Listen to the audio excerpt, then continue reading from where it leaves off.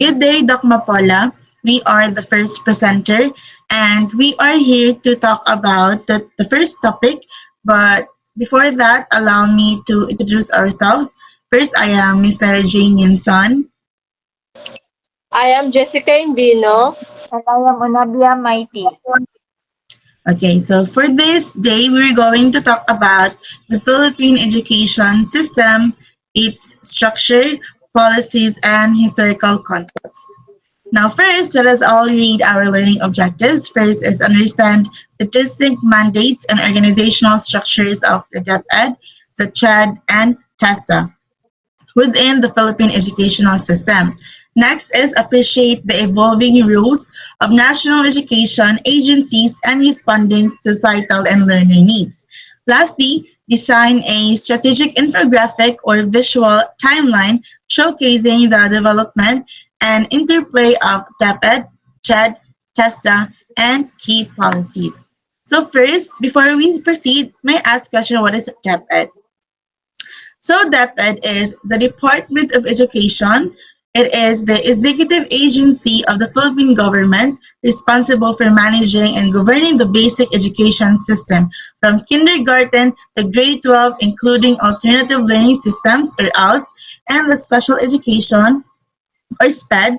And take note that this is renamed as SNED, Special Needs Education. Yes.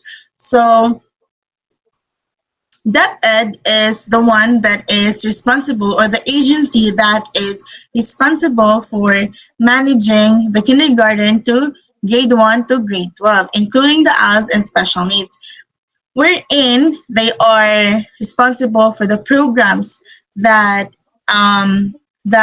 they think that would help if they implement this specific program. So DepEd was formally established through Republic Act 9155, also known as the Governance of Basic Education Act of 2001. Now it has a core mission.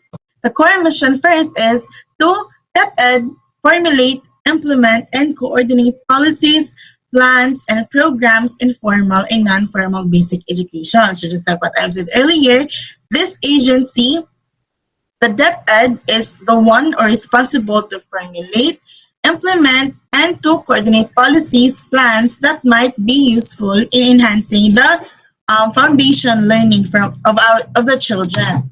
Next is ensure equitable access to quality education. So when we say equitable, it is um, access for all. That that everyone has access in it, and we have this right that every child has the right for education.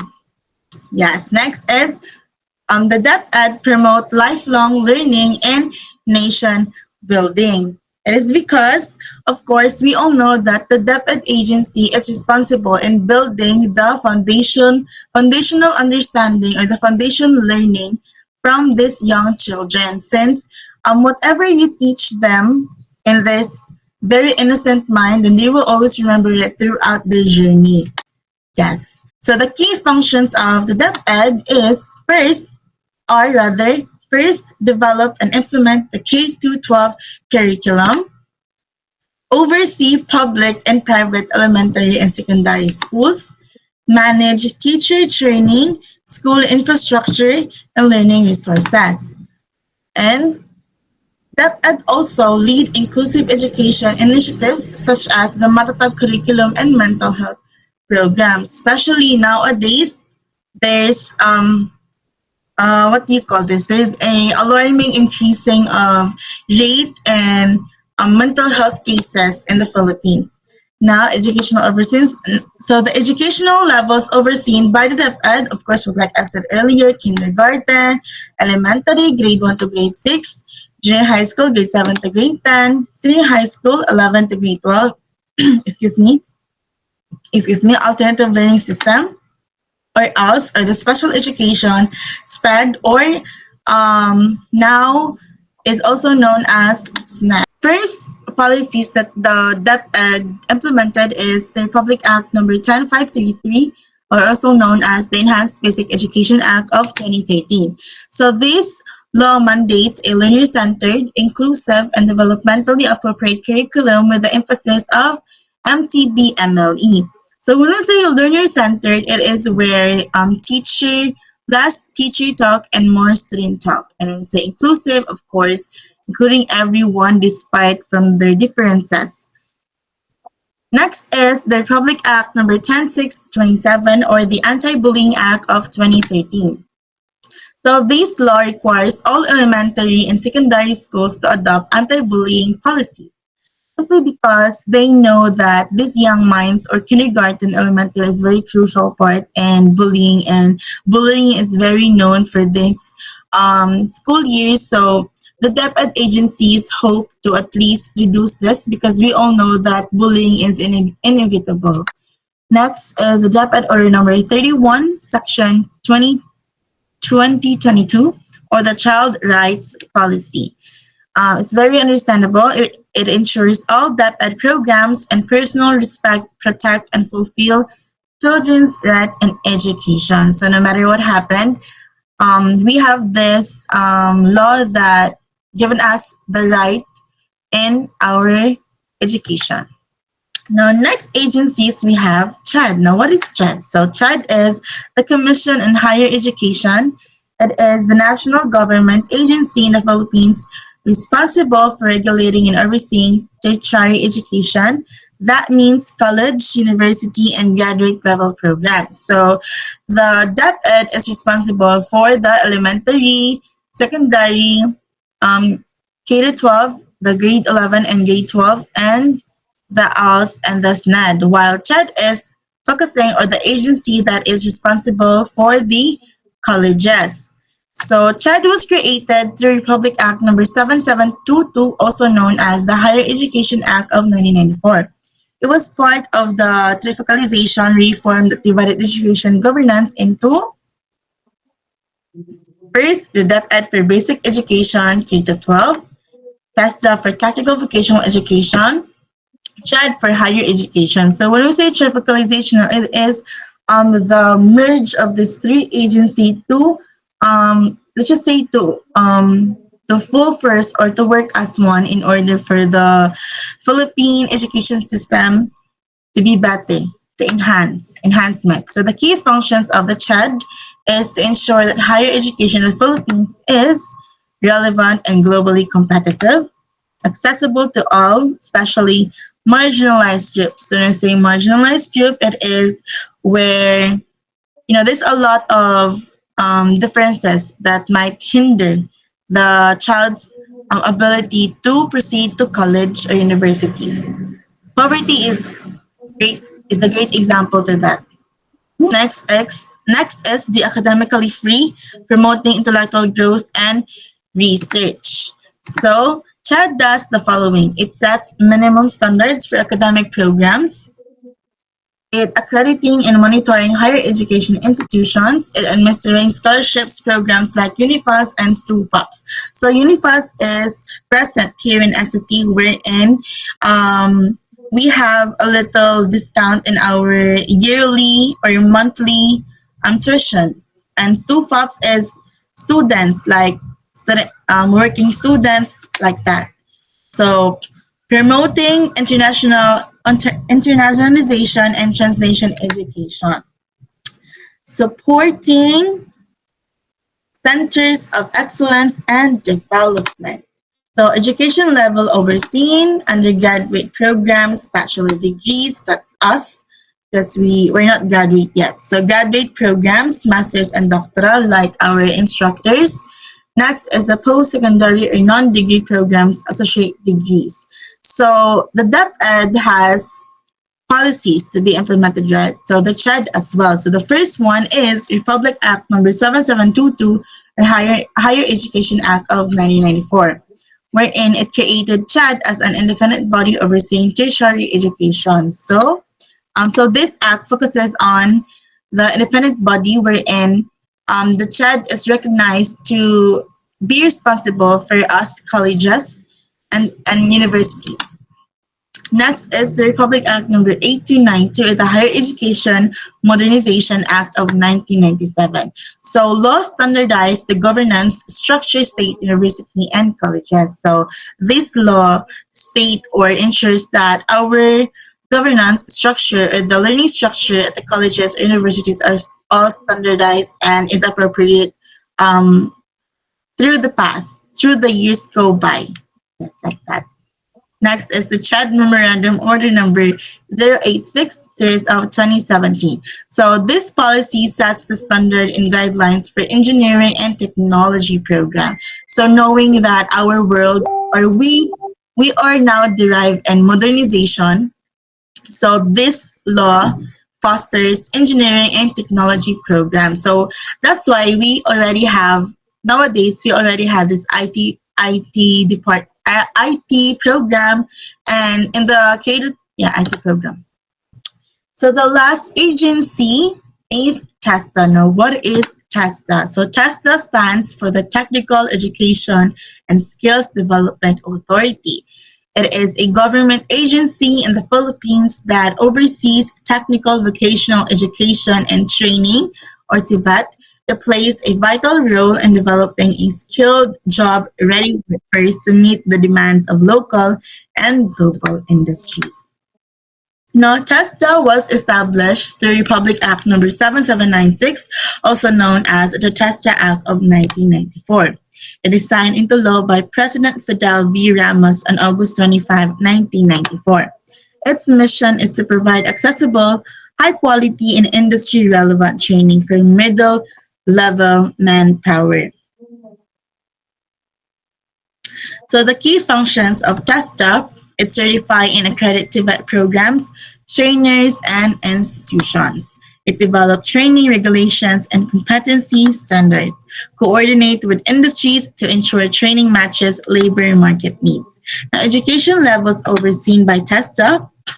So TESTA does not handle college or university education, unlike the DepEd and the CHAD.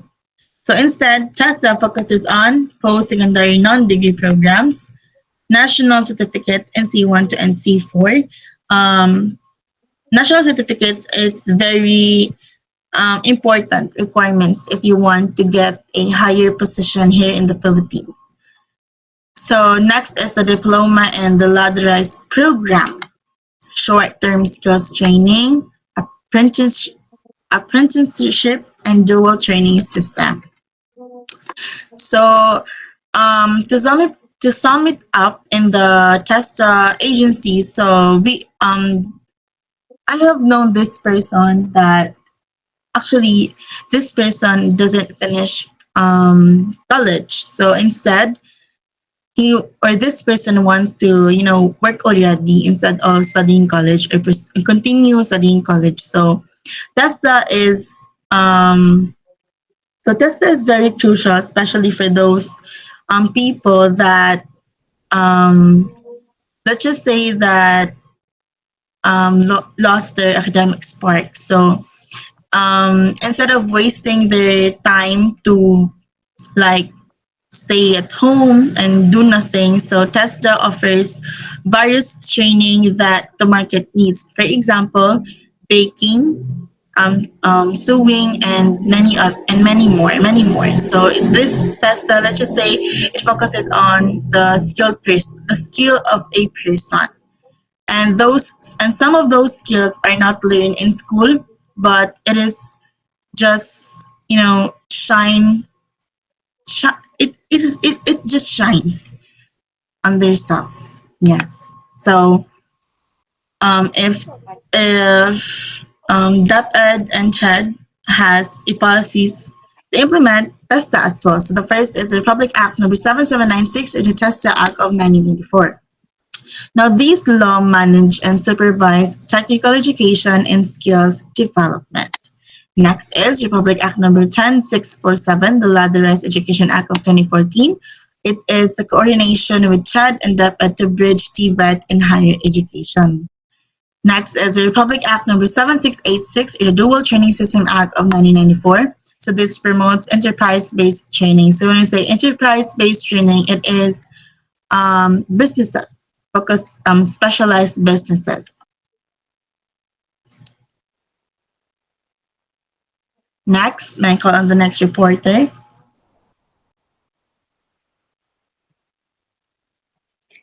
Okay, now let's proceed to the key educational laws and policies.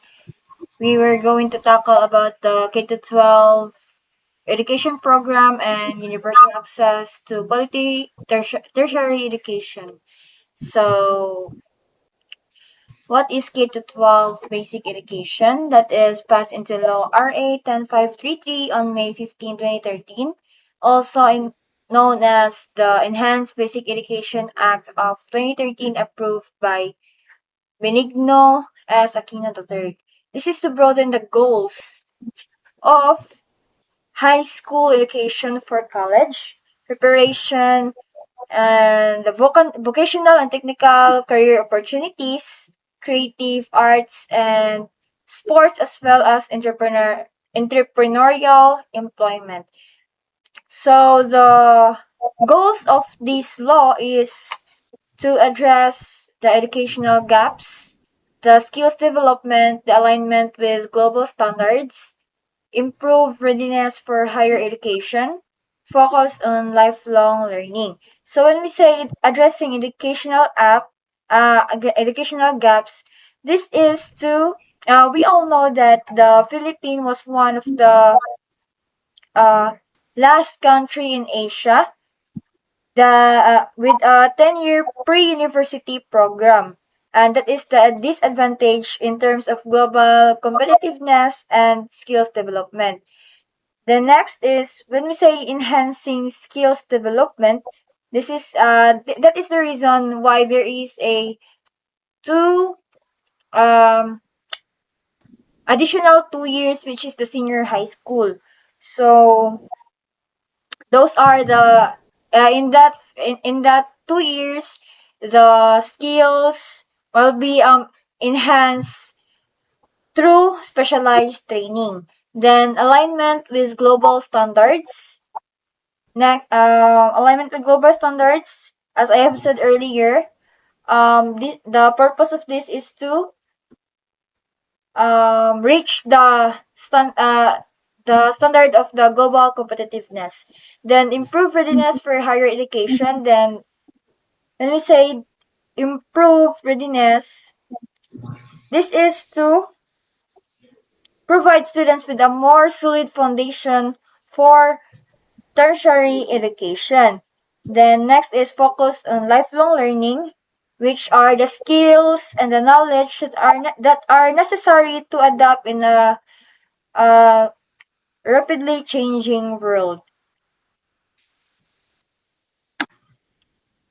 So these are their aims to lessen, which is the percentage of unready incoming college students. When we say unready, they are not ready in terms of skills or the knowledge that they need in order for them to succeed in the tertiary level. Level. So, remedial class. This is the intervention class that provides supports to those students who are struggling in specific subject or skills. Duplication of basic education subject. This is about teaching same subjects that has no enrichment or discussing it without in-depth ideas. So now let's proceed to the advantages and disadvantages of the K to 12 um, basic education program. So we have there first the higher quality education. The government allocated funds for the teachers so that they will be having a continuous training and seminars to equip them with the crucial know how to help the students forge a path towards the career that they want. Next is students can choose tracks as early as grade 10. In senior high, there are different tracks that the students may um, choose. So that's why as early as grade 10, they are encouraged to choose any tracks. Next is entrepreneurship opportunities. Um, in senior high school includes entrepreneurship courses, teaching students the skills needed to their own business. Example of that is the cookery strand in the technical vocational and livelihood under that produce employable senior graduates. So students graduated in the senior high school are allowed to work. Disadvantages is implementation places excessive pressure on educators. Teachers and other educational custodians are required to undergo extensive training to be able to offer the courses that need to be taught to senior high school students, and at the same time juggle large classes often seen in the public school system.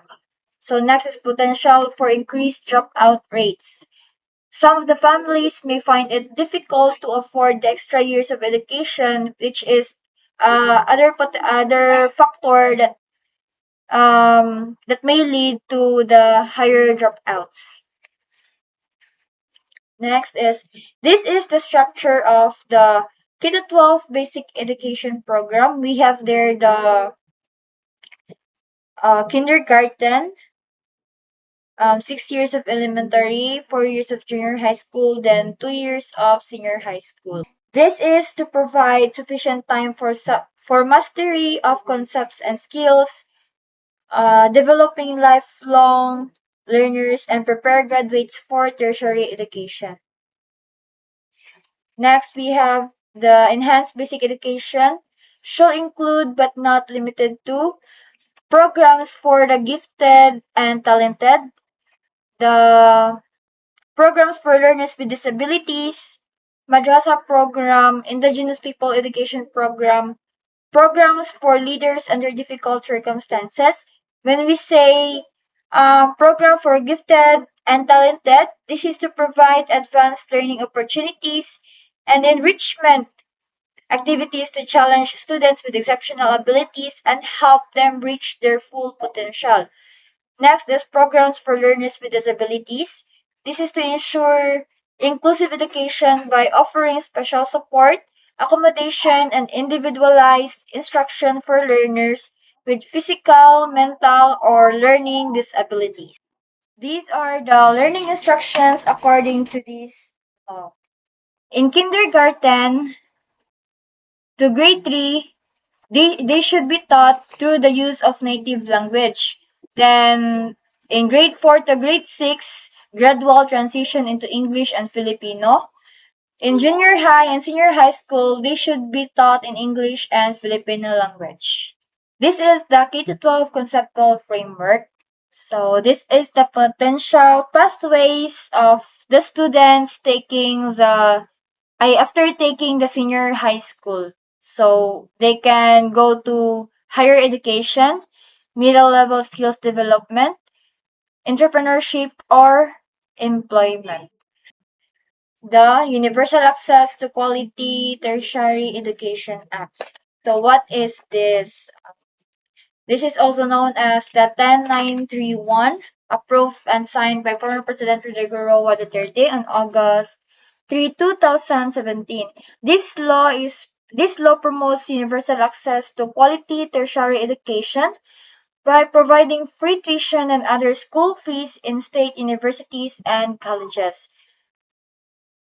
And also the local universities are included. So the rules and regulations were launched and implemented by Commission on Higher Education or CHED on March 26 to 2018. Why this law is implemented? So this is to make college education more accessible and affordable for all Filipinos. Next is to provide free tuition and miscellaneous fees in state universities and colleges, including the local universities and other state-run and other universities or institutions. Last is gives financial assistance through the tertiary education subsidy. and student loan programs. These are the highlights of RA 10 and 10931. The eligible and not eligible to free education. Let's have first to the eligible to free education. We have there the you have to be a Filipino citizen enrolled in an state university colleges or local university colleges or state-run TVI. Then pass the school's admission and retention requirements, not yet hold a bachelor's degree or equivalent. And yes, for TES tertiary education subsidy. If there is a eligible to free education, there is also not eligible to free education. So you're not eligible if if you are a student who have already obtained a bachelor's degree or comparable undergraduate degree from any public or private higher education institutions. Students, if you're a student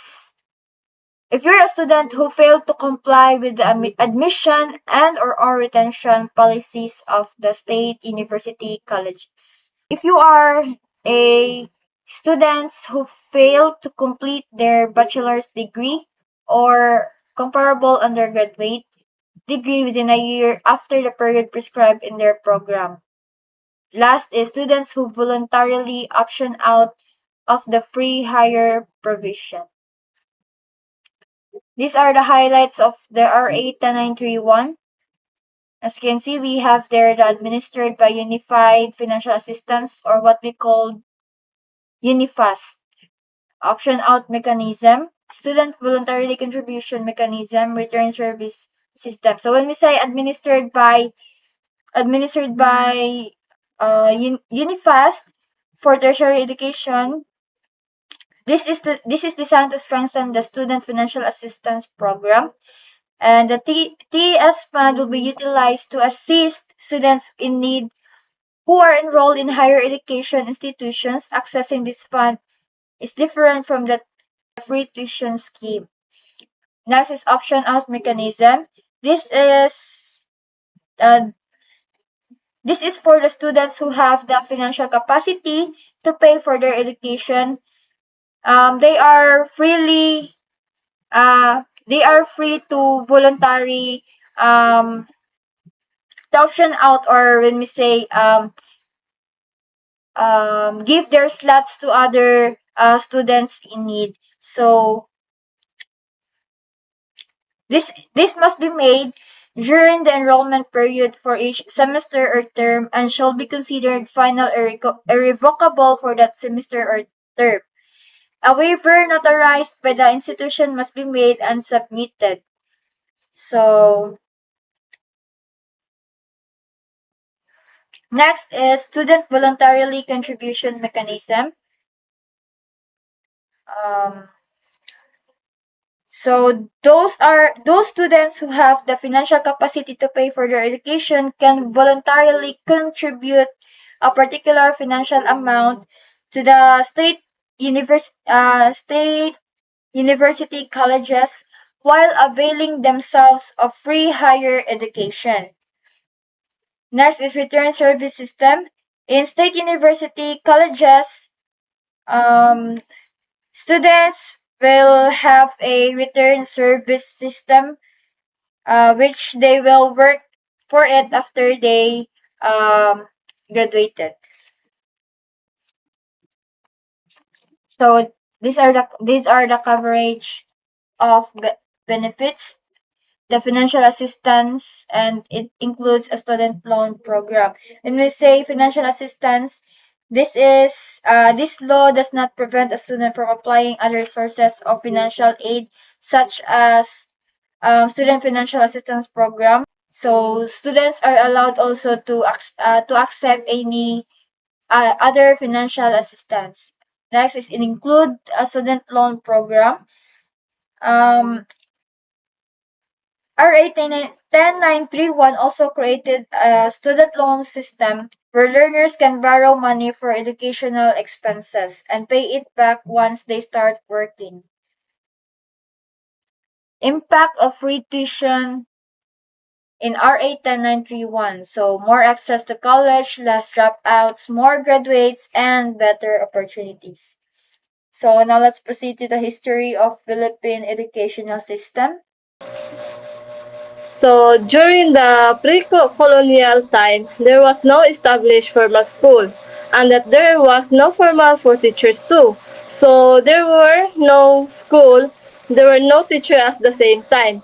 But their teachers were parents or the tribal teachers, leaders, or what do we call babaylan or the katalunan during that time. So that fathers taught their son how to look for food and other means livelihood, and mother taught their daughter to do the household chores. This education basically prepared their children to become good husbands and wives. Next, next,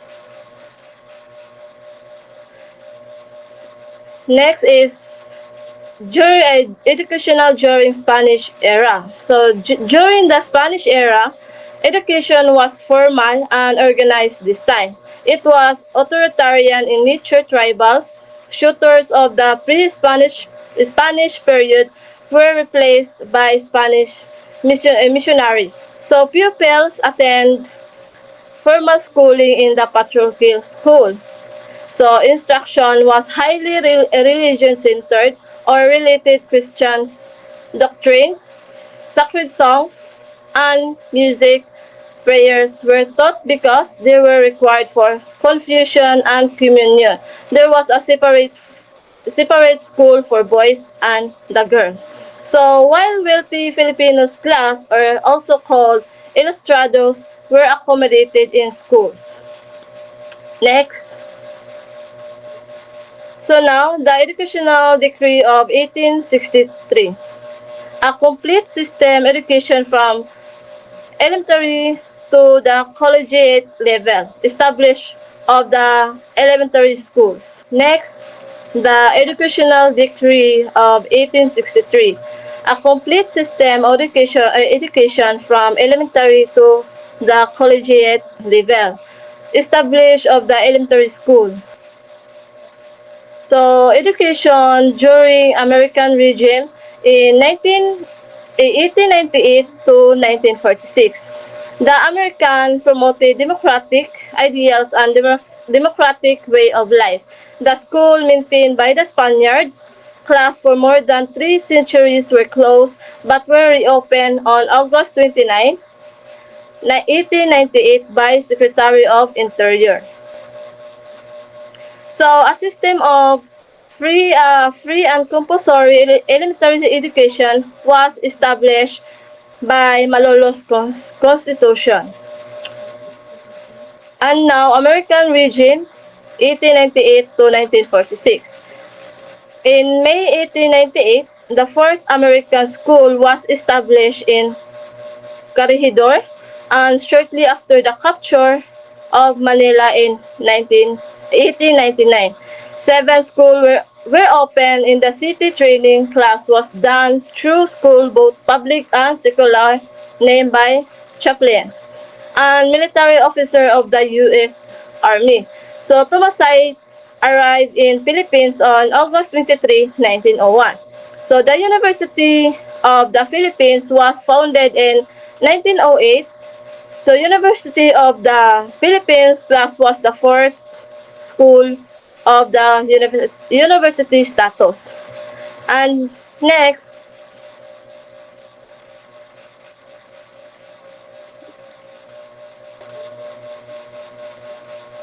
and also education during American regime in 1898 to 1946. So the Department of Public Instruction set up the a three-level school system. The first level is considered a 4-year primary and 3-year intermediate or 7-year of elementary curriculum.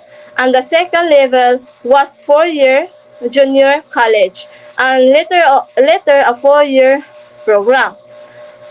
And The Commonwealth period 1935 to 1942, the free public education was provided to all Filipinos under the 1935 Constitution.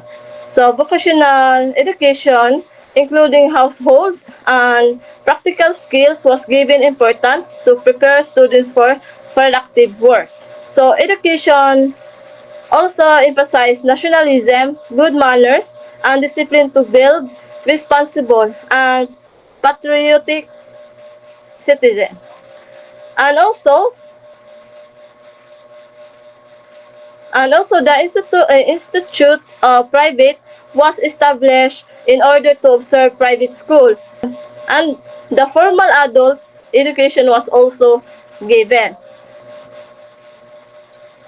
So during the Commonwealth period 1935 to 1942, President Manuel L. Quezon issued several important executive orders. So Executive Order number 134 of 1936 declared Tagalog as the national language, while Executive Order number 217 established the Quezon Code of Ethics, and Executive Order number 263 or 1940, the teaching of the Filipino language was made compulsory in high school and normal school to promote national unity and cultural identity.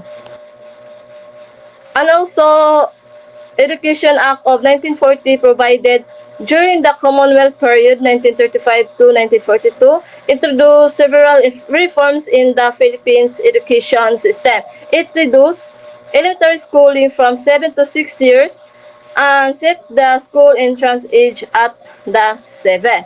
So this law also provided national support for elementary education, made primary school attendance compulsory, and adopted a double single session system to improve teaching efficiency and primary grades, an important develop in the Philippine education.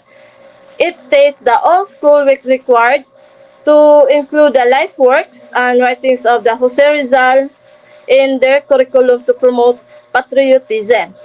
In elementary education was nationalized and matriculation fees were removed, making schooling more accessible.